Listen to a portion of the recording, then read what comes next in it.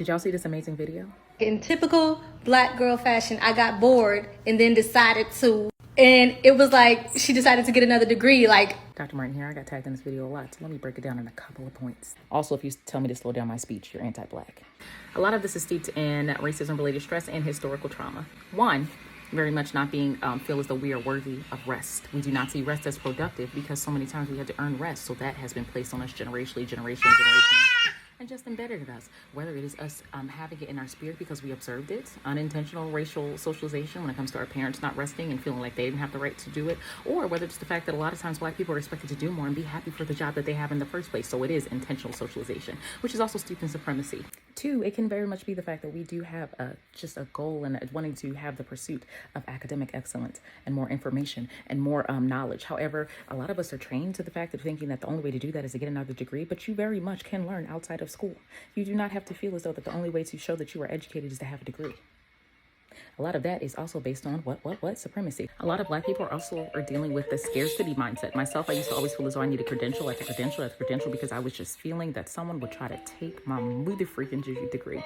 Someone would try to state that I did not have enough education. This whole aspect of like, oh, masters became the new bachelors. Fuck you, know the shit it didn't. Okay.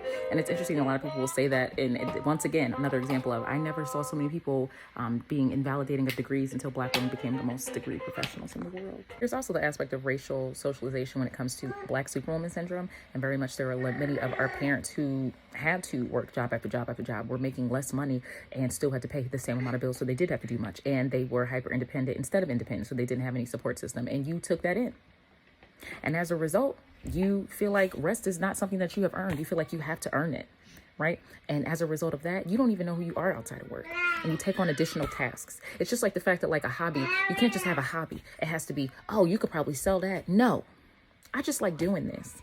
It doesn't have to be, monetized. I don't have to monetize everything. So what I suggest to you is realize that you can have a life outside of work. You do not have to have this aspect of job scarcity. You do not feel like you have to put on a cape every single day. You have earned the right to thrive. The generations before us survived so that we can thrive. And a lot of times we're getting messaging from them when it comes down to, oh, you better do more, do this, do that. No, y'all can do what y'all want to do. I'm not going to do that. So I want you to understand that rest is productive. I want you to understand that the aspect of racism-related stress will make it so that you feel like you have to monetize everything. But I want you to understand that you are allowed to have joy. You can rest. You don't have to monetize everything. You could be staring at the ceiling, and that is still productive. Take a minute. Think about what hobbies you have. Do you have any hobbies? Do you know yourself outside of work? Do you know things that you enjoy? Have those things evolved? Because sometimes it can be very scary to look into pursuit of things just out of enjoyment. And you realize, I don't know myself. So take the minute to do that. Get to know you. Get to know you. I guarantee you're going to love it.